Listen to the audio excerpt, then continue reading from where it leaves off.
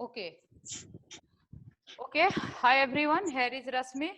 और हम लोग आज जो है उसी प्रोबेबिलिटी के बेसिक कॉन्सेप्ट को कंटिन्यू कर रहे हैं। और आज जो हम लोग का मेन फोकस होगा वो होगा इंडिपेंडेंट इवेंट और म्यूचुअल इवेंट के ऊपर, ठीक है ना। ये दोनों में बहुत कंफ्यूजन होता है, इंडिपेंडेंट, ठीक है, डिपेंड एंड म्यूचुअल इवेंट, बहुत ज्यादा इसमें कंफ्यूजन होती है बच्चों को। तो इसीलिए मैंने इसके लिए एक अलग से लेक्चर सोचा कि रख लेते हैं कि इंडिपेंडेंट इवेंट क्या होता है, म्यूचुअल इवेंट क्या होता है। तो इसको हम लोग को समझना है, ठीक है ना, ताकि कंफ्यूजन नहीं हो। तो इसका जो मेन कारण है कंफ्यूजन का वो क्या है, ये थोड़ा सा लिख लो, बता देती हूँ मैं। तो कहता है कि इंडिपेंडेंट इवेंट वो होता है, independent event are those event, independent है ना, इंडिपेंडेंट इवेंट होगा जिसमें तुम्हारे जो कॉमन आउटकम होंगे, ठीक है ना। इंडिपेंडेंट इवेंट में क्या होंगे, independent event has common outcome, common outcome, ठीक है। थोड़ा सा मैं कोशिश करती हूँ समझाने का। तो देखो, और जो म्यूचुअल इवेंट होगा, ठीक है ना, इसमें आउटकम कॉमन बिल्कुल नहीं होगा। Mutual event don't have common output, don't have common outcome, ठीक है। तो कहोगे कि ये क्या हुआ, तो ये समझेंगे, एग्जांपल भी लेंगे। तो देखो, अगर कोई दो इवेंट ई एंड एफ है, तो म्यूचुअल का मतलब क्या हुआ कि इन कॉमन का मतलब क्या हुआ, कॉमन मतलब इंटरसेक्शन। सेट थ्योरी के हिसाब से अगर बात हम लोग करें तो कॉमन मतलब व्हाट, कॉमन मीन्स इंटरसेक्शन, ठीक है। तो जो इंटरसेक्शन होता है म्यूचुअल में, क्या पढ़े हम लोग, फाई, मतलब जीरो होना चाहिए, ठीक है ना। जैसे एग्जांपल लो, पहले भी लिया था और आज भी हम लोग ले रहे हैं कि मान लो तुमने कोई डाइस को थ्रो किया, ठीक है। तो डाइस में इवेंट है इवन नंबर आने का, इवन नंबर आने का, ठीक है ना।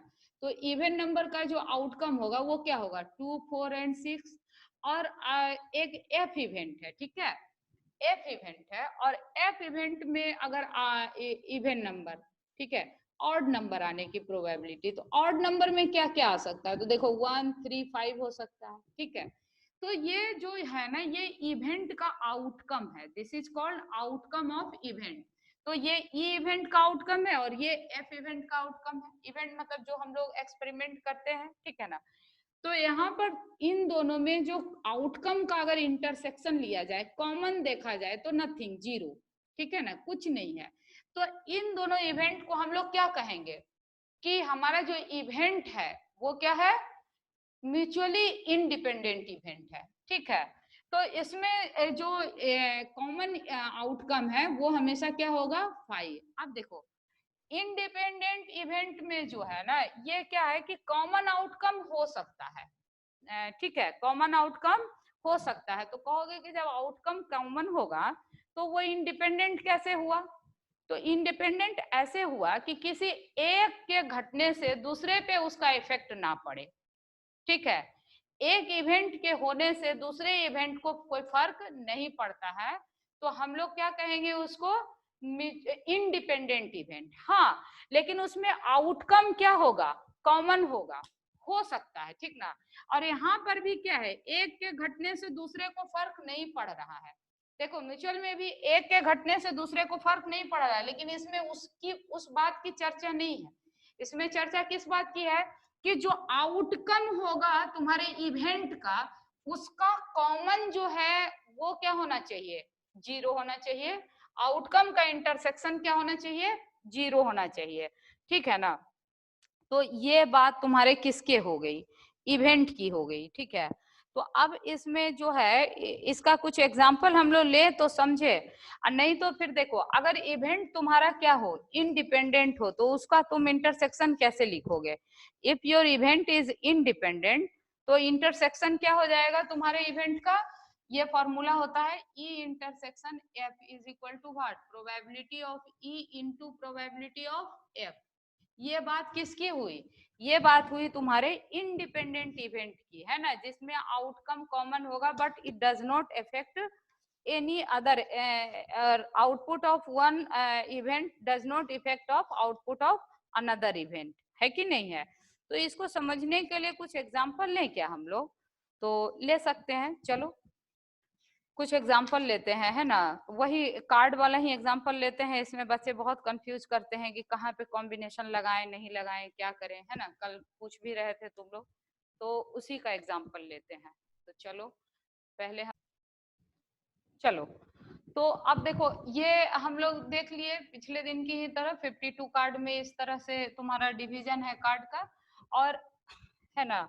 और ये जो है तुम्हारा, ये क्या है, 2 कार्ड अगर हमको ड्रॉ करना है तो ये 2 कार्ड हमको 52 कार्ड में से निकालने के कितने तरीके हो सकते हैं। तो यहाँ हमने लिखा है विथ रिप्लेसमेंट और सक्सेसिवली। सक्सेसिवली मतलब क्या हुआ, एक के बाद एक को निकालना। और विथ रिप्लेसमेंट में क्या हो गया कि भाई हमने क्या किया कि एक निकाला और फिर उसी में क्या किया, हमने डाल दिया। और यहाँ पर भी क्या हो रहा है, सक्सेसिवली में भी क्या होगा, एक बार रिप्लेस कर सकते हो और दूसरे में रिप्लेस नहीं करोगे। विदाउट रिप्लेसमेंट लास्ट वीडियो में हमने देखा था कि कार्ड हमने निकाल लिया फिर उसको डाला नहीं, ठीक है, और दूसरा कार्ड हमने निकाला, ठीक है। तो ये तीनों तरीके से ले करके हम क्या कर रहे हैं, विथ रिप्लेसमेंट जो है इसको अपन क्या लिख सकते हैं, विथ रिप्लेसमेंट लिखने के बजाय यहाँ पर लिखना चाहिए था साइमल्टेनियसली, है ना। ये क्या हो गया, साइमल्टेनियसली, एक साथ दोनों कार्ड को तुम क्या कर रहे हो, एक साथ निकाल रहे हो। और सक्सेसिवली में क्या हुआ, एक एक करके निकाल रहे हो। एक कार्ड तुमने निकाला फिर दूसरा कार्ड निकाला, तो इसको निकालने के 2 तरीके हो जाएंगे कि एक तो है जिसमें तुम रिप्लेसमेंट कर रहे हो, एक निकाला फिर उसी में डाल दिया फिर से एक निकाला। और विदाउट रिप्लेसमेंट में क्या है कि एक निकाला हमने और फिर उसमें उसको डाला नहीं, है ना, और फिर उसको दूसरा निकाला। तो ये तीनों केस को एक बार ले करके हम लोग क्या करते हैं, बनाने का कोशिश करते हैं, ठीक है ना। सवाल तो कैसे बनाओगे, तो चलो साइमल्टेनियस का केस देखते हैं, 2 कार्ड एक साथ निकालने का तरीका, ठीक ना। तो मान लो कि तुमने कोई 2 कार्ड निकाला, ए लिख दिया उसको हमने, ठीक है। तो कोई 2 कार्ड निकालने का जो तरीका होगा वो क्या हो सकता है, तो देखो अब यहाँ पर कोई 2 कार्ड निकालना है, साइमल्टेनियसली निकालने हैं, तो यहाँ पर तुमको क्या करना पड़ेगा, कॉम्बिनेशन लगाना पड़ेगा कि भाई वो 2 कार्ड तो कोई भी हो सकता है ना, है ना, एक ही साथ तो हमने निकाल लिया है, तो ये 2 कार्ड कोई भी हो सकता है। तो यहाँ क्या लगाओगे, तुम कॉम्बिनेशन लगाओगे कि टोटल जो 52 कार्ड्स हैं, सॉरी 52 कार्ड्स हैं, तो उसको ऐसे लिखो 52 कार्ड्स में से तुमने क्या किया, 2 कार्ड्स को निकाल लिया, है कि नहीं। टोटल 52 कार्ड्स में से क्या किया तुमने, 2 कार्ड निकाल लिया। अब ये जो 2 कार्ड है ये कौन सा कार्ड है, ये एक कार्ड है, एक कार्ड हम मान लिया कि हम जो निकाल रहे हैं वो कौन सा कार्ड निकाल रहे हैं, एक कार्ड निकाल रहे हैं। तो एक कार्ड निकाल रहे हैं तो इसमें एक साथ हमने दोनों को निकाला है, ठीक है। तो टोटल तुम्हारे पास जो एक कार्ड है वो कितने हैं, 4 हैं। तो 4 में से 2 कार्ड निकालने के कितने तरीके हो जाएंगे, 4C2 हो जाएंगे, है कि नहीं। तो तुम जो है इसमें 2 कार्ड एक साथ निकालने की जो प्रोबेबिलिटी होगी वो कैसे लिखोगे कि 52 कार्ड में से 2 कार्ड निकला, और चूंकि वो एक कार्ड ही है, एक ACE, ठीक ना, ये जो नंबर 1 कार्ड है तुम्हारा, तो ये 2 कार्ड तुम इसमें से निकाल रहे हो, तो टोटल नंबर कार्ड कितने हैं, एक 4 है। तो 4 में से 2 कार्ड तुमने क्या किया, निकाला, तो इसमें कॉम्बिनेशन हम लोग लगाए, ठीक है ना। साइमल्टेनियस जब तुम्हें निकालना होगा, एक साथ निकालना होगा, तो you have to apply what, combination, clear है। तो एक तो ये निकालने के तुम्हारे तरीके हो गए। अच्छा, अब दूसरा तरीका क्या हो गया कि तुम क्या कर रहे हो, दोनों कार्ड एक साथ निकाले। अब हम क्या कर सकते हैं, विदाउट रिप्लेसमेंट निकाल सकते हैं इसी को, A1। अब एक पहले कार्ड निकालने के तरीके A1 हो गए, दूसरे एक कार्ड निकालने के तरीके क्या हो गए, A2 हो गए, ठीक है। दोनों को निकालना है इसलिए इंटरसेक्शन हमने लिख दिया। तो अगर हमको क्या करना है, विदाउट रिप्लेसमेंट निकालना है, क्या करना है, विदाउट रिप्लेसमेंट। तो याद होगा कल लास्ट वीडियो लेक्चर में हमने क्या किया था, लास्ट लेक्चर में, कि अगर विदाउट रिप्लेसमेंट निकालने हैं मुझे तो हम लोग को क्या करना पड़ेगा, बोलो। तो लास्ट में हम लोग पढ़े थे कि विदाउट रिप्लेसमेंट निकालना है तो हम कौन सा थ्योरम अप्लाई करते हैं, मल्टीप्लीकेशन थ्योरम अप्लाई करते हैं, है ना। और मल्टीप्लीकेशन थ्योरम में क्या पढ़े थे कि probability of A1 intersection A2 बराबर क्या होता है, probability of A1 into probability of A2, है ना, जहां A1 ऑलरेडी हैपन हो गया है, यही निकाले थे ना, है कि नहीं, विदाउट रिप्लेसमेंट। तो विदाउट रिप्लेसमेंट में क्या लिखा था तुमने, याद करो कि टोटल जो प्रोबेबिलिटी है फर्स्ट कार्ड एक के आने की वो क्या होंगी। तो टोटल प्रोबेबिलिटी, टोटल जो कार्ड है मेरे पास कितना है 52 है, रिप्लेस तो करना नहीं है हमको। तो अब यहाँ पर क्या हो जाएगा, और टोटल एक कार्ड कितने हैं 4 है, तो ये हमने लिख दिया प्रोबेबिलिटी ऑफ A1। जब एक कार्ड हमने क्या किया है, निकाला है फर्स्ट कार्ड एक। अच्छा, अब क्या कह रहा है कि ये क्या है, प्रोबेबिलिटी ऑफ A2, यानी सेकेंड एक कार्ड को निकालने की प्रोबेबिलिटी, जब मेरा फर्स्ट कार्ड ऑलरेडी क्या हो गया है, निकल चुका है। समझ रहे हो, जब तुम्हारा कार्ड क्या हो चुका है, ऑलरेडी निकल चुका है, तो तुम्हारे पास अब कितना है, रिप्लेस तो तुम कर नहीं रहे हो। इसका मतलब क्या है कि जो तुमने निकाल लिया अब उसको तुमने डाला नहीं है। तो जब तुमने नहीं डाला तो तुम्हारे पास कितने बचे, तो टोटल 51 बचे, है ना। और एक कार्ड कितने बचे, 3 में से ही वो निकलना है ना। समझ में आ गई बात। तो जब हमारे पास क्या दिया रहेगा, विदाउट रिप्लेसमेंट दिया रहेगा, तो तुम्हें क्या क्या अप्लाई करना है, कोई 2 कार्ड निकाल रहे हो या कोई 3 कार्ड निकाल रहे हो, है ना। 3 कार्ड के लिए भी इस तरह से मल्टीप्लीकेशन लॉ लिखने के लिए सिखाया था मैंने लास्ट वीडियो में, है ना। तो वो रूल को, फॉर्मूला को हमेशा अपने दिमाग में रखना है। यहाँ मैं 2 कार्ड्स निकाल रही हूँ, इसका मतलब ये नहीं है कि हमेशा तुम्हें 2 कार्ड्स वाला ही सवाल पूछा जाएगा, 3 कार्ड्स के भी सवाल आ सकते हैं, ठीक है। तो ये समझ में आया कि कॉम्बिनेशन कब लगाना है। तो कॉम्बिनेशन अपन लगा रहे हैं कब, जब हमको क्या करना है, 2 कार्ड साइमल्टेनियसली निकाला, ठीक है, और विदाउट रिप्लेसमेंट लगाया, तो हमने क्या लगा दिया, मल्टीप्लीकेशन थ्योरम पढ़े थे हम लोग। अब नेक्स्ट जो है तुम क्या लगा रहे हो, विथ रिप्लेसमेंट, है ना। तो विथ रिप्लेसमेंट कर रहे हैं हम लोग, तो इसको क्या लिखेंगे, probability of A1 intersection again probability of A2, है ना। लेकिन यहाँ पर क्या हो रहा है, यहाँ पर हो रहा है, विजिबल है, विथ रिप्लेसमेंट। ये जो इवेंट हो रहा है ये क्या हो रहा है, विथ रिप्लेसमेंट का इवेंट हो रहा है। तो इसमें विथ रिप्लेसमेंट में क्या होगा बताओ। तो विथ रिप्लेसमेंट हम लोग कैसे लिखेंगे, तो इसको लिखेंगे probability of A1 into probability of A2 given A1। समझ में आई बात, probability of A2 given A1। लेकिन यहाँ पर क्या है, यहाँ पर भी क्या हो रहा है, देखो यहाँ पर भी क्या हो रहा है, मल्टीप्लीकेशन थ्योरम तो लगाएंगे ही लगाएंगे, क्योंकि एक एक करके इसको निकाला जा रहा है, साइमल्टेनियस तो है, सक्सेसिवली हो रहा है ना। तो एक निकालने की प्रोबेबिलिटी क्या है 52, और ये क्या हो जाएगा 4 एक में से, और दूसरे के भी निकालने की प्रोबेबिलिटी क्या होगी 52 ही होगी, क्योंकि जो तुमने निकाला है उसको फिर रख दिया है ना। विथ रिप्लेसमेंट का मतलब क्या है कि जो कार्ड हमने निकाला उस कार्ड को उसी में क्या किया, डाल दिया। तो यहाँ 52 ही हो गया, और ऊपर भी जो है वो कितने हो गए तुम्हारे 4 ही हो गए, ठीक है। तो जब इसको अपन सॉल्व करेंगे तो इसको कर लो ना, तो ये क्या हो जाएगा 1 divide by 13 into 1 divide by 13, ठीक है। और अगर किसी बच्चे ने इसको सॉल्व किया हो तो बताओ क्या हुआ ये तुम्हारा, ये क्या हो गया तुम्हारा, इसका वैल्यू अगर सॉल्व करोगे तो करके देखो, ये भी तुम्हारा क्या आएगा 1 डिवाइड बाई 17, 13 इंटू 17। और इसको जब तुम सॉल्व करोगे तो ये कितना आएगा 1 divide by 13 into 1 divide by 17, ठीक है, ठीक है, समझ गए। तो ये देखो इसको सॉल्व करना आता ही होगा सब बच्चों को, नहीं एक मैं कर देती हूँ 4C2, इसको कैसे निकालोगे, factorial 4 into divide by factorial 2 into factorial 2 कैसे लिखा हमने, तो इसका फॉर्मूला क्या होता है NCR, याद करो। तो इसको लिखते हो ना तुम लोग, factorial n divide by factorial r into factorial n minus r, ठीक है ना।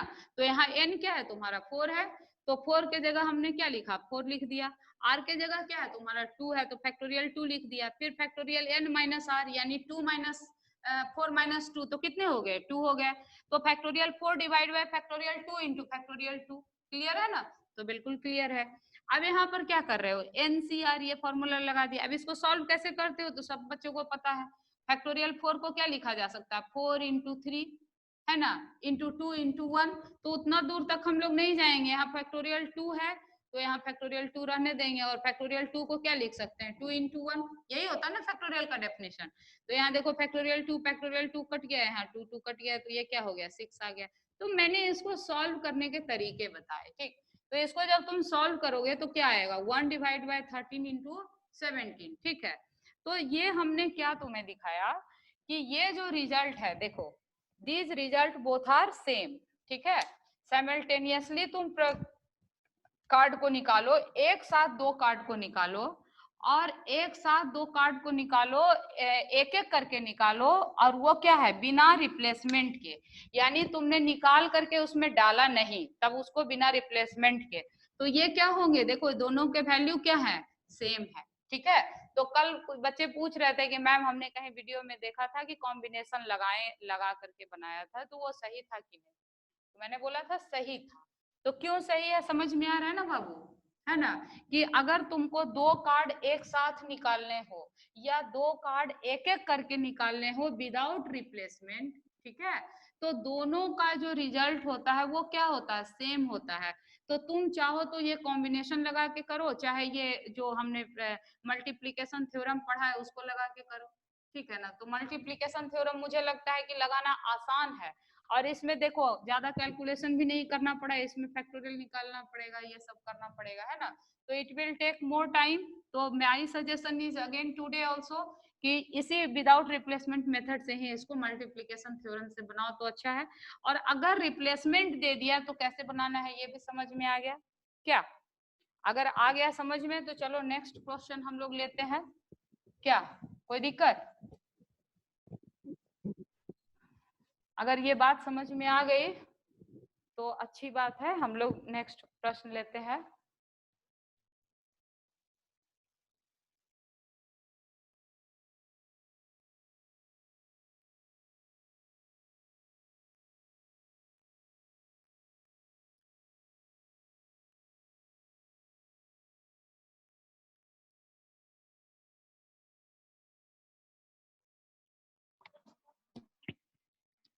मैम आवाज नहीं आ रहा है आपका। Thank you, thank you. हाँ देखो, ये क्या है ना कि एक बॉक्स है तुम्हारा, ठीक है, उस बॉक्स में ऑरेंज रखे गए हैं, और उस और बॉक्स से हमने क्या किया, तीन ऑरेंज को निकाला, लेकिन कैसे निकाला, रेंडमली निकाला, विदाउट रिप्लेसमेंट निकाला, ठीक है। देखो रिप्लेसमेंट जब आता है, विदाउट रिप्लेसमेंट या विथ रेस्पेक्ट रिप्लेसमेंट, तो बेहतर क्या है, मल्टीप्लिकेशन थ्योरम लगाना हम लोग के लिए ज्यादा आसान है। तो एक बात तो यहाँ तक ही सवाल पढ़ने से समझ में आ जाता है कि चलो मल्टीप्लिकेशन थ्योरम लगाएंगे हम लोग, पर कैसे, if all the three oranges are good, कहता अगर ये तीनों ऑरेंज क्या हो, गुड हो, तो ये सेल के लिए क्या हो गया, अप्रूव्ड, अदरवाइज क्या होगा, रिजेक्ट। तीन ऑरेंज उसने निकाला और तीनों का तीनों ऑरेंज अगर अच्छा है, ठीक है, तो वो अप्रूव हो जाएगा कि भाई ये बक्सा बिकने के लिए तैयार है, अदरवाइज उसको रिजेक्ट किया जाएगा। तो कहता find the probability that a box containing 15 oranges, अच्छा, अब हमको प्रोबेबिलिटी निकालनी है किसकी, कि जो बॉक्स तुम्हारा 15 ऑरेंज लिया है उसमें क्या है, 12 गुड हैं और 3 बैड हैं, मतलब टोटल जो ऑरेंज है वो कितना है, तो उसको यहाँ लिखो, टोटल ऑरेंजेज अपने कितने हो गए 15, जिसमें गुड ऑरेंज कितने हैं 12, और बैड ऑरेंज कितने हैं 3, समझ गए, टोटल ऑरेंज 15 है जिसमें गुड 3 है, 12 है, बैड 3 है। अब कहता है कि इस बॉक्स से हम लोग को क्या करना है, तीन जो है वो ड्रॉ करने हैं, ठीक है, तीन क्या ड्रॉ करने हैं, तो तीन हमें निकालने हैं, क्या, ऑरेंज, और वो ऑरेंज क्या होने चाहिए, वो तीनों ऑरेंज गुड होने चाहिए, तब ये जो बॉक्स होगा हम उसको क्या करेंगे, सेल के लिए अप्रूव करेंगे। तो देखो फर्स्ट ऑरेंज को निकाले, हम क्या लगाएंगे, मल्टीप्लिकेशन थ्योरम ही लगाएंगे, है ना, विदाउट रिप्लेसमेंट कह रहा है, इसका मतलब ऑरेंज को जब हम लोग निकालेंगे तो उसको फिर डालेंगे नहीं, ठीक है। तो देखो पहले बार जब फर्स्ट ऑरेंज निकलेगा तो टोटल ऑरेंज तुम्हारे पास कितने हैं 15 है, अब इस बॉक्स को क्या होना है, गुड ऑरेंज निकलने चाहिए, तीन ही ऑरेंज निकालना और तीनों क्या होने चाहिए, गुड ऑरेंज ही होने चाहिए। तो फर्स्ट ऑरेंज जब निकलेगा तो वो क्या होना चाहिए, इसी 12 में से निकलने चाहिए, है कि नहीं, तो फर्स्ट ऑरेंज के निकालने की प्रोबेबिलिटी कितनी हो जाएगी 12 डिवाइड बाई 15, और फिर क्या करोगे, अब देखो अब हमको क्या करना है, सेकेंड ऑरेंज निकालना है, तो जो फर्स्ट ऑरेंज तुमने निकाल लिया, क्या इस ऑरेंज को फिर तुम उसमें डालोगे, तो नहीं डालोगे, क्यों, क्योंकि सवाल में दिया हुआ है विदाउट रिप्लेसमेंट, अगर डालना होता तो फिर बात उसकी दूसरी हो जाती, लेकिन अगर हम नहीं डाल रहे हैं तो क्या हो जाएगा, अब जो टोटल ऑरेंज मेरे पास है वो कितने हो गए 14। सेकेंड ऑरेंज जब तुम्हारा फर्स्ट निकल गया है तो सेकेंड के निकालने की प्रोबेबिलिटी कितनी हो जाएगी, तो नीचे में कितनी हो जाएंगे 14, है ना, मल्टीप्लीकेशन थ्योरम यही है ना बाबू। और ऊपर में जो 12 गुड ऑरेंज थे, अब उसमें कितने बचे 11 ऑरेंज गुड बचे, है कि नहीं, उसमें से सेकंड को निकालना है। तो देखो सेकंड ऑरेंज के निकालने की प्रोबेबिलिटी तुमने लिख दिया, अब थर्ड के निकालने की क्या होगी, तो कहोगे मैम ठीक तो है, दो निकाल लिए तो अब वो तो डालना नहीं है, तो अब मेरे पास कितने बचे 13 ही बचे, है कि नहीं। और जो ये 11 ऑरेंजेस हमारे गुड बचे हुए उसमें से अब कितने बचे 10 बचे, है ना। तो ये मेरा टोटल प्रोबेबिलिटी हो गया किसको, किसके 3 गुड ऑरेंज निकालने के, 3 गुड ऑरेंज निकालने की प्रोबेबिलिटी कितने हो गए, मल्टीप्लीकेशन थ्योरम लगा करके हमने इसको निकाल लिया। अब इसको मल्टीप्लाई कर लेना, वही इसका आंसर हो जाएगा, है कि नहीं। तो इसको मल्टीप्लाई कर लो तो देखो क्या हो जाएगा, ये 3 से डिविजिबल हो जाएगा 4, और ये हो जाएगा कितना 5, फिर ये क्या हो जाएगा 2, और ये क्या हो जाएगा 7, और ये 5 से क्या हो गया तुम्हारा 2, और तो कुछ उपाय नहीं लग रहा है ना, तो कितने हो गए 2 2 जा 4, अब 4 11 जा 44 डिवाइड बाय 13 इंटू 7, तो यही तुम्हारे प्रोबेबिलिटी हो गया किसका 3 गुड ऑरेंज निकालने का। तो समझ में आया, दिमाग में हम लोग को क्या रखना है कि अगर मेरा जो है आइटम एक से ज्यादा निकाला जा रहा है वो भी विदाउट रिप्लेसमेंट या विथ रिप्लेसमेंट, तो हमेशा हमारे लिए आसान तरीका क्या है मल्टीप्लीकेशन थ्योरम लगाना। हाँ, अगर तीनों ऑरेंजेस साइमल्टेनियसली निकाले जा रहे हैं तो यहाँ पर अगर कोई बच्चा कहेगा मैम हम लोग कॉम्बिनेशन लगा सकते हैं, तो मैं कहूंगी बिल्कुल लगा सकते हो, आंसर सेम आएगा। 3 गुड ऑरेंजेस है निकालने के लिए, है ना, तो कहोगे कि कॉम्बिनेशन कैसे लगाएंगे, तो 15C3 हो जाएगा नीचे, है ना, और ऊपर कितने हो जाएंगे गुड ऑरेंजेस निकालने की ही प्रोबेबिलिटी है तो 12C3। तो अगर कोई बच्चा इसको लिखता है 12C3 डिवाइड बाय 15C3, तो it will be same answer with this one, है ना, क्योंकि यहाँ क्या दिया हुआ तुम्हारा विदाउट रिप्लेसमेंट। हाँ, अगर विथ रिप्लेसमेंट होता, है ना, तब तुम कॉम्बिनेशन नहीं लगाते, तब तुमको तुम्हारे पास एक ही ऑप्शन होता, क्या होता मल्टीप्लीकेशन थ्योरम, तब उसमें क्या लिखते 12 डिवाइड बाय 15, फिर 12 डिवाइड बाय 15, फिर 12 डिवाइड बाय 15। क्यों, क्योंकि हम जो भी ऑरेंज निकाल रहे हैं उसी में उसको क्या कर रहे हैं डाल रहे हैं। तो बात समझ में आई क्या कि कॉम्बिनेशन कब लगाना है, मल्टीप्लीकेशन थ्योरम कब लगाना है, क्लियर। और एक बात और क्या रखेंगे हम लोग दिमाग में कि अगर इंडिपेंडेंट इवेंट है तो दोनों का जो इवेंट होगा वो क्या होगा मल्टीप्लाई हो जाएगा। तो मल्टीप्लीकेशन थ्योरम को दिमाग में रखने के बाद इस तरह का कोई भी सवाल जो है क्या हो जाएगा बन जाएगा। तो अगले वीडियो में हम लोग कुछ नंबर से रिलेटेड सवाल लेके आएंगे, क्योंकि उस तरह का भी सवाल तुम्हारे यूनिवर्सिटी में पूछा गया है, ठीक है ना। तो फिर हम लोग मिलेंगे उसमें। इसमें अगर किसी को कोई दिक्कत हो तो बोलो।